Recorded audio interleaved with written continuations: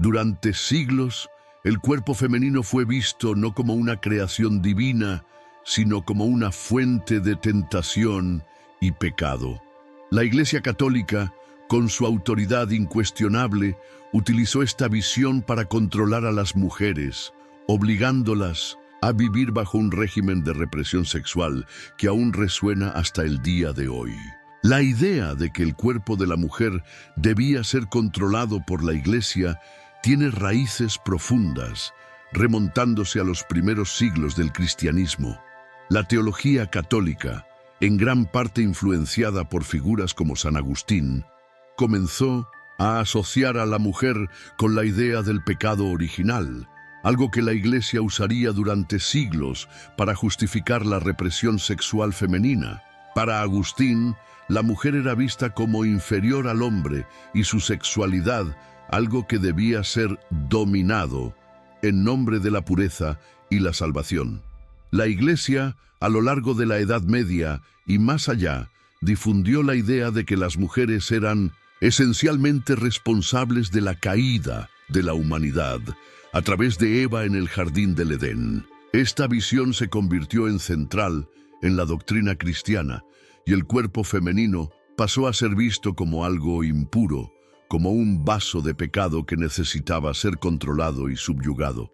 Esta concepción llevó a la Iglesia a enseñar que la sexualidad femenina debía ser reprimida y que las mujeres, de alguna manera, eran más susceptibles al pecado debido a su naturaleza. La Iglesia, como parte de su control sobre la sexualidad humana, impuso el celibato como un ideal.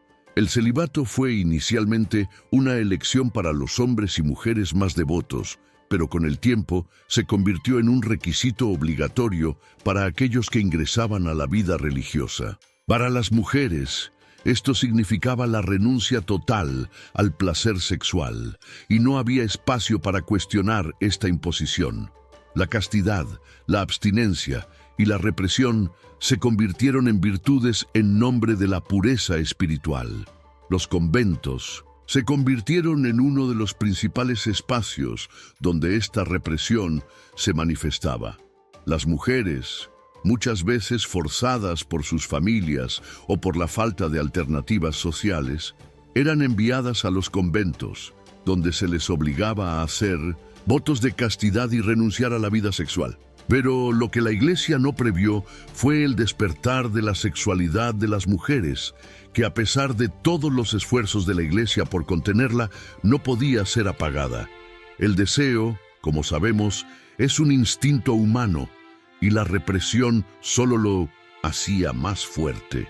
Con el tiempo, el concepto de pureza femenina se fue volviendo cada vez más rígido. La mujer pasó a ser vista como un reflejo del peligro que representaba el pecado y, por lo tanto, debía ser purificada. La Iglesia fomentaba la idea de que la mujer debía mantenerse pura, tanto en su cuerpo como en su alma, y para ello la sexualidad debía ser suprimida. Pero esta idea de pureza se transformó en una verdadera prisión para las mujeres, que muchas veces eran forzadas a negar sus propios deseos naturales en nombre de la salvación y la obediencia. La represión sexual impuesta por la Iglesia no fue solo una cuestión de fe o moralidad, fue una forma de control, un modo de someter a las mujeres a la voluntad y autoridad de la Iglesia, negándoles su libertad sexual e identidad. El cuerpo femenino, en lugar de ser celebrado como una creación divina, fue tratado como un campo de batalla entre el pecado y la santidad.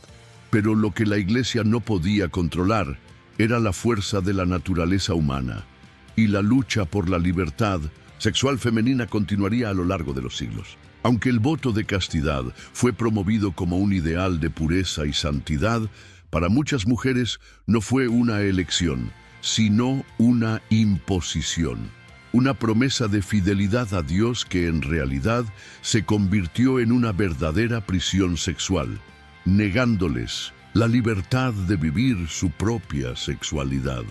En la Edad Media, muchos conventos comenzaron a exigir que las mujeres que se convirtieran en monjas hicieran el voto de castidad. Inicialmente, el voto parecía ser una elección de devoción espiritual, pero pronto se convirtió en una imposición rígida. Muchas mujeres fueron enviadas a los conventos no por vocación, sino porque sus familias no podían pagar una dote o simplemente no querían que siguieran otros caminos. El celibato entonces era visto como la única manera de escapar de una vida sin opciones. El voto de castidad significaba que las mujeres renunciaban a toda forma de placer sexual.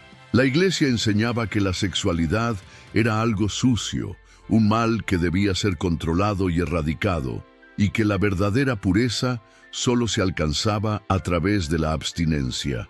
Sin embargo, la realidad de esta renuncia para las mujeres era mucho más compleja. Como seres humanos no estaban inmunes al deseo, y esta represión forzada a menudo resultaba en profundas frustraciones emocionales y psicológicas. Con la ausencia de una vida sexual saludable y natural, muchas mujeres en el convento comenzaron a experimentar angustia emocional. El deseo reprimido no desaparecía. Por el contrario, se volvía más intenso. La Iglesia, en lugar de ayudar a las mujeres a lidiar con sus necesidades naturales, las silenciaba. En lugar de enseñar sobre una sexualidad saludable y natural, la Iglesia las hacía creer que cualquier forma de placer físico era pecado, y cuando el deseo se manifestaba, se trataba como algo vergonzoso, algo que debía ser reprimido con más fuerza. Sin embargo, la represión nunca fue absoluta. Las mujeres que vivían en conventos comenzaron a encontrar formas de expresar sus necesidades y deseos, a pesar de las reglas severas. Algunas intentaron transgredir en secreto, viviendo romances clandestinos con hombres, sacerdotes y otros religiosos. Otras aún se unieron a otras mujeres, creando relaciones de intimidad y afecto que desafiaban las reglas de la Iglesia, pero que proporcionaban alguna forma de alivio para los deseos que no podían ser admitidos abiertamente. Además de los romances secretos, algunas mujeres intentaron escapar físicamente del convento. En momentos de gran libertad, como celebraciones religiosas o visitas de autoridades eclesiásticas, desaparecían sin dejar rastros. Aunque el celibato se imponía como un voto de pureza, muchas mujeres comenzaron a buscar la libertad sexual de forma clandestina, dejando claro que las reglas de la Iglesia eran imposibles de seguir sin causar sufrimiento y frustración. La castidad forzada, lejos de ser una virtud sagrada, se convirtió en un dilema psicológico. Las mujeres eran enseñadas a vivir en negación de su naturaleza, a reprimir la sexualidad natural de una forma tan severa que terminaban viviendo en constante conflicto interno. Estaban atrapadas entre la fe religiosa que exigía la represión y la realidad de sus cuerpos y deseos que se manifestaban incluso en contra de su voluntad. Esto generaba una enorme presión psicológica, a menudo llevando a la depresión y angustia. Aunque la Iglesia defendió el voto de castidad como un acto de devoción pura, la realidad para muchas mujeres fue mucho más sombría. En lugar de traer paz espiritual, este voto se transformó en una prisión donde la sexualidad femenina fue desvalorizada y reprimida. La Iglesia no solo impuso la abstinencia, sino que también desatendió las necesidades humanas básicas de sus seguidoras, creando un ciclo de dolor y frustración que resonaría durante siglos. En el próximo capítulo, vamos a examinar cómo esta represión no se limitó a las paredes de los conventos, sino que afectó a las mujeres en toda la sociedad. Vamos a explorar cómo la Iglesia continuó moldeando y controlando la sexualidad femenina, fomentando la idea de pureza, mientras las mujeres buscaban su libertad en secreto. A pesar de la implacable represión de la Iglesia, las mujeres siempre encontraron formas de desafiar esas imposiciones. Incluso en las sombras, lejos de los ojos de la autoridad eclesiástica, encontraron maneras de resistir y luchar por su libertad sexual. Este capítulo revela las historias de las mujeres que se rebelaron contra la represión sexual y buscaban expresar sus deseos de maneras que la Iglesia intentaba silenciar. En las paredes de los conventos, donde la castidad era una regla rígida y no negociable, algunas mujeres comenzaron a encontrar formas de escapar de la represión impuesta por la Iglesia. Aunque muchas entraron en los conventos por falta de alternativas, otras lo hicieron por vocación. Sin embargo, incluso aquellas que realmente creían en sus votos no podían negar los instintos humanos que la Iglesia intentaba borrar. Algunas comenzaron a desafiar las normas de la Iglesia en secreto, creando relaciones ocultas o incluso buscando formas de placer y cariño con otras mujeres. No podemos ignorar el hecho de que muchas monjas desafiaron la doctrina impuesta, creando redes de resistencia de manera clandestina y audaz. Entre los conventos y monasterios y también en las parroquias, los amores secretos entre monjas y sacerdotes eran mucho más comunes de lo que la Iglesia quisiera admitir. En un sistema en el que la represión sexual era la norma, el deseo humano, claro, no podía ser ignorado. En muchos casos, los sacerdotes usaban su autoridad para seducir a monjas, y estas mujeres, a menudo jóvenes e ingenuas, encontraron consuelo en el afecto prohibido. Aunque la Iglesia intentaba mantener el control sobre sus seguidoras, estas relaciones prohibidas ocurrían al margen de lo que debía ser el ideal de pureza y santidad. Sin embargo, hubo mujeres que no se contentaron con resistencias secretas y buscaron desafiar las reglas de castidad de forma abierta. Algunas, aunque condenadas por la sociedad y la Iglesia, eligieron rebelarse contra la represión, buscando experiencias sexuales y, a menudo, criticando la hipocresía de la Iglesia respecto a la sexualidad humana. La famosa Catalina de Siena, una santa venerada por la Iglesia, es un ejemplo de mujer que desafió las normas de la Iglesia. Aunque vivió bajo la guarda del celibato, desafió implícitamente los límites impuestos por la Iglesia sobre la sexualidad, buscando no limitarse a la espiritualidad como única forma de expresión. Fuera de los conventos, el Renacimiento trajo consigo una revolución cultural que también afectó la forma en que las mujeres veían su sexualidad. Las mujeres de la nobleza y de las clases más altas, por ejemplo, comenzaron a cuestionar las normas de pureza impuestas por la Iglesia y a buscar mayor libertad sexual. Muchas de ellas, como las cortesanas italianas, estaban lejos de ser vistas como puras, pero poseían un poder inusitado sobre su sexualidad, desafiando los estándares religiosos y sociales. Sus vidas, lejos de la moralidad rígida de la Iglesia, eran una forma de resistencia a la represión sexual que dominaba la religión. La lucha por la libertad sexual femenina nunca fue fácil. Las mujeres que se atrevieron a desafiar la moral religiosa a menudo enfrentaron severas consecuencias. Las penas variaban desde aislamiento forzado, tortura e incluso muerte. Sin embargo, algunas mujeres lograron escapar de esos castigos o al menos vivir sus vidas de una manera más auténtica. La resistencia a menudo era silenciosa, pero siempre poderosa. Las mujeres continuaron buscando libertad en medio de la represión, utilizando formas inteligentes de desafiar la doctrina de la Iglesia, de forma clandestina o en público, pero siempre en busca de su autonomía sexual. No podemos negar la fuerza de las mujeres que resistieron la represión impuesta por la Iglesia.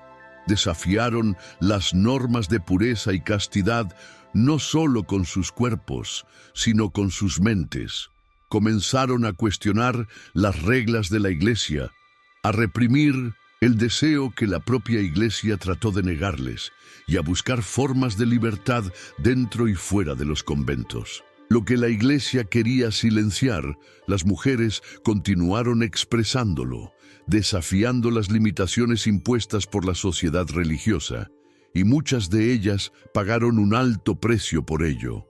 Aunque la Iglesia hizo todo lo posible por controlar y reprimir la sexualidad femenina, las mujeres siempre encontraron formas de resistir. Sus deseos y libertades nunca pudieron ser borrados completamente. Incluso en las sombras desafiaron la moralidad impuesta, buscando una vida sexual que fuera suya y no de la Iglesia. La historia de estas mujeres es una historia de resistencia y rebelión, de una lucha constante para conquistar su propia autonomía sexual en un mundo que las consideraba propiedad de la moral religiosa. La represión sexual femenina por parte de la Iglesia Católica no fue algo limitado solo a los tiempos medievales y renacentistas.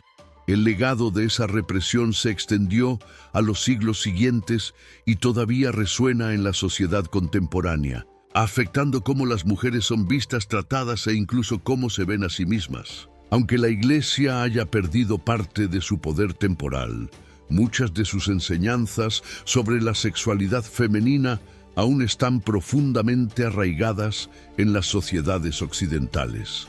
Incluso en tiempos modernos, las mujeres siguen siendo juzgadas y presionadas por la moralidad sexual tradicional de la Iglesia.